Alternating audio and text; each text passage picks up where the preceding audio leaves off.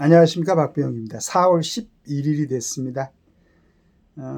참 국민들이 대단히 힘들고 많은 스트레스를 받고 몇 개월간을 지냈었죠. 대통령 비상계엄부터 그 다음에 탄핵 소추 결의, 현재 대통령 파면까지.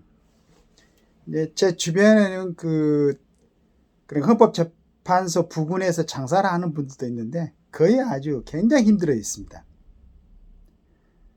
어쨌든 우리 국민들이 바라지 않는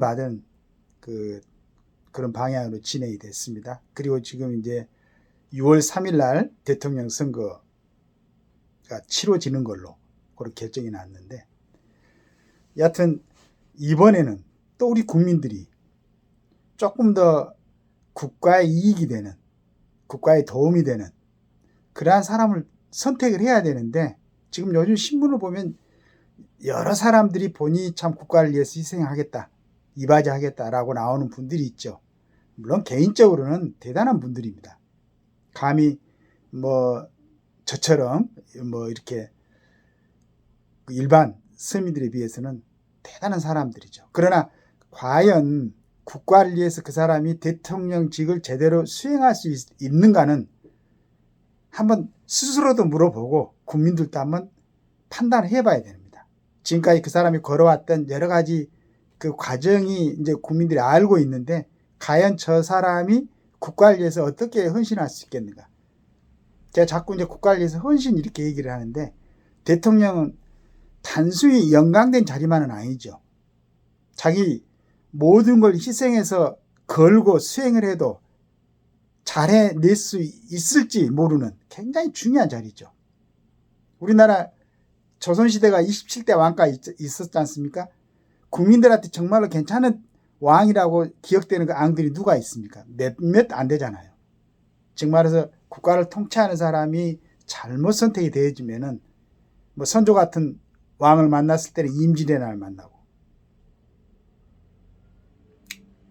인조 청나라에 또 침입을 받아가지고. 그래서 지금 이제 그리고 또 한 가지 제가 진짜 그 사람들한테 물어보고 싶어요. 왜 대통령이 되려고 하는가? 과연 본인이 대통령이 될 수 있는 자격이 있다고 생각하는가? 과연 우리나라에 방금 제가 조선을 거론을 했지만 대한민국을 보더라도 초대 대통령 이승만 대통령이나 박정희 대통령 같은 분들은 어땠습니까? 꼭 대통령이 아니더라도 김구 선생 같은 분, 평생을 중국 땅에서 그 다음에 미국 땅에서 떠돌면서 국가를 위해서 헌신했잖아요. 그런 각오로 국가를 위해서 충성을 하려고 해도 지금 후대들한테 완전하게 좋은 평가를 전적으로 받고 있지는 않잖아요. 그렇게 어렵다는 얘기입니다. 지도자가 된다는 것은. 그런데 본인들이 지금까지 해왔던 여러 가지 모습들이 국민들 내리에 다 남아있는데, 그럼에도 불구하고 자기가 대통령이 되겠다고 나서는 분들이 있어요. 물론 아까도 얘기했지만 개인적인 삶으로는 괜찮을 수가 있습니다. 그러나 우리 5천만, 또 이북하고 같이 한다면 8천만에 가까운 이 대한민국 한반도 땅에 있는 사람들의 운명을 책임질 수 있는, 단기간에 5년이지만, 우리나라의 대통령 지금 아직은 5년이지 않습니까? 5년이지만은 얼마나 막중한 영향을 끼치는가를 여러분들이 스스로, 우리 국민들이 다 봤습니다. 그 정도로.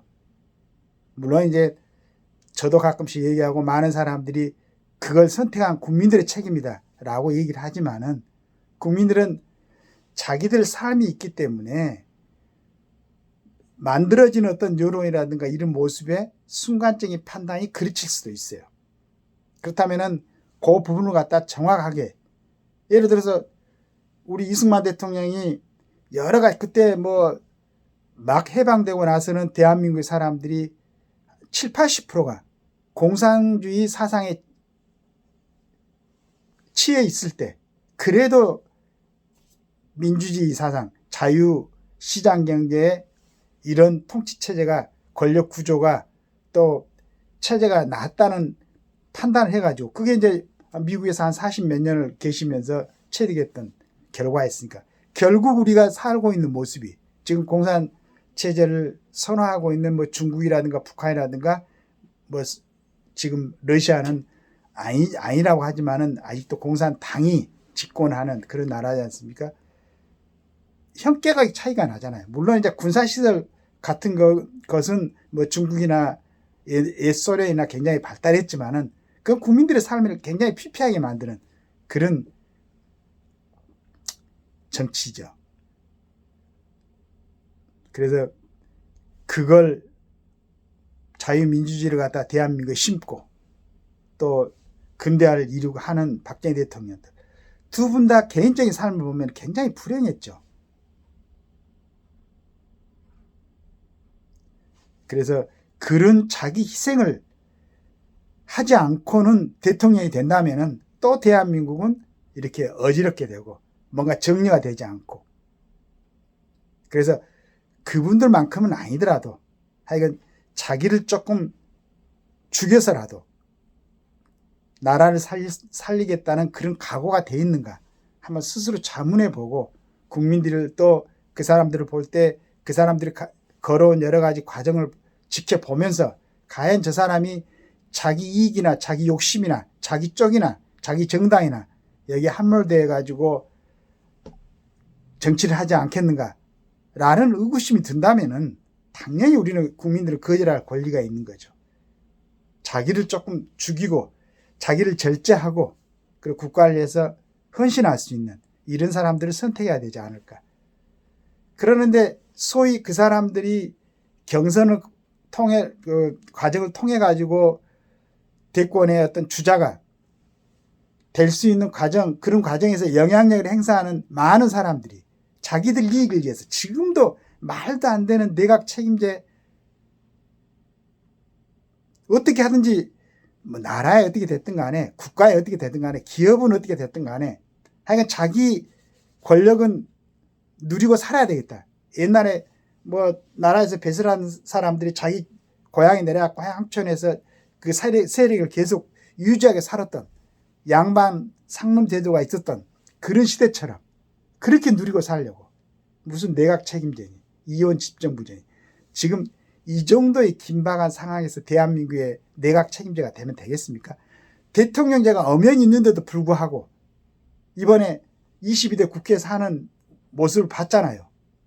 다수 의견이라고 얘기를 하고 국민의 지지를 받았다고 생각하고 나는 국민들이 선출해 준 사람이라고 하면서 얼마나 많은 국민들한테 스트레스를 주고 자, 이런 모습을 본다면은 진짜로 통치자만큼은 제대로 국가에 헌신하겠다는 자기를 참 절제하고 박정희 대통령께서 18년을 갖다가 61년부터 79년까지 그 자리에 있었으면서 나 계실 때 돌아가셨을 때 그 사람이 부패했다는 거 나왔습니까? 그런데도 지금도 뭐 독재자니 뭐 그 따님이 대통령 돼가지고 박근혜 대통령이 됐을 때 그거 뭐 국정농단 이렇게 진짜 국정농단 했습니까? 아니었잖아요. 근데 그걸 우리 참 세계에서 이렇게 현명하다고 판단되는 대한민국 국민들이 그렇게 넘어가 가지고 그 대통령을 탄핵시키고 자 이제는 이런 과정을 전부 봤잖아요. 봤기 때문에 과연 무엇이 우리 대한민국을 위해서 그 다음에 우리 다음 세대를 위해서 어떤 선택을 국민들이 해야 되겠는가 짧은 기간입니다. 2월달까지 잘 생각해보고 아까도 말씀드렸지만은 정말로 대권에 도전하는 사람들 개인적으로 보면은 굉장한 분들입니다. 굉장한 분들인데 그러나 그 중에서도 진짜로 우리 대한민국이 필요한 사람. 근데 지금 아침에 잠깐 보니까 뭐 여당에서 한덕수 국무총리 차출은 또 이런 어리석인 생각들을 하고 있고 또 이렇게 분란을 일으키고 있다 이거야.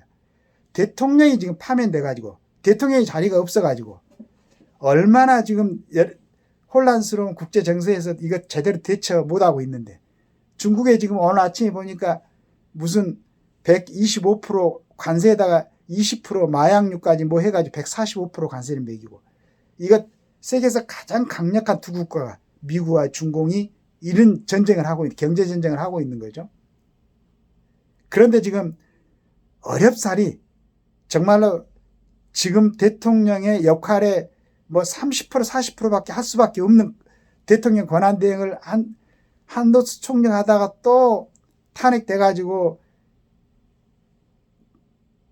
최강무 경제기원 장관이었습니까? 하다가 깎아스로 지금 돌아왔는데 또 대통령 차출론을 한다면은 대통령 선거를 놔두고 이 관리를 갖다가 얼마나 철저히 해야 되는가를 여러 가지 과정을 통해서 봤는데, 선거 관리를 또 대통령 차출론 얘기하고, 이런 사람 도대체 어떤 생각을 갖고 이런 의견을 제시를 하는가 나 모르겠어요. 한덕수 대통령 차출론, 이건 빨리 덮기 바랍니다. 그리고 가장 중요한 대선 관리를 갖다 철저히 할 수 있도록 해야지, 누가 의견을 제시하고 어디서 나왔는가 모르겠지만은 또 이거 여론 생각은 하지 말기 바라겠습니다. 본인하고 어떤 친소관계, 본인의 어떤 영향력을 좀 확대시키기 위해서, 본인의 다음 기회를 보기 위해서 이런 생각을 하면서 또다시 국가를 갖다, 여당이고 야당이고 이번에 참 국가를 위해서 자기 당의 운명, 나아가서는 국가의 운명을 걸고 가장 지금 상황에 맞는 대통령을 할 수 있는 사람을 뽑아서 경선을 통해 올려주시기 바랍니다. 그래야 국민들이 어떤 사람을 선택해서, 만약에 두 사람이 나온다, 뭐 민주당의 후보 하나, 이제 최종적으로 국민의 후보, 물론 또 나올 수 있는 사람도 있겠지만은 결국은 이제 두 당에서 올라가는 사람들이 될 텐데, 그 두 사람 중에서 어떤 사람이 되더라도 우리 국민들이 안심하고 일상생활을 할 수 있도록 그런 사람을 좀 뽑아서 올려주시기 바라겠습니다. 좀 정말로 그 영향력을 행사하는 사람들 좀 양심이 좀 있었으면 좋겠어요. 진짜 국민들을 생각한다면. 지금까지 국민들의 내는 세금으로 많은 특권을 누리고 많은 영향력을 행사하면서 정말로 마음껏 살았잖아요. 이제 국가에 봉사한다는 생각을 하고 같은 자기들 당내에서 국가에 정말로 제대로 충성할 수 있는 사람을 잘 골라가지고 뽑아 올려주시기 바랍니다.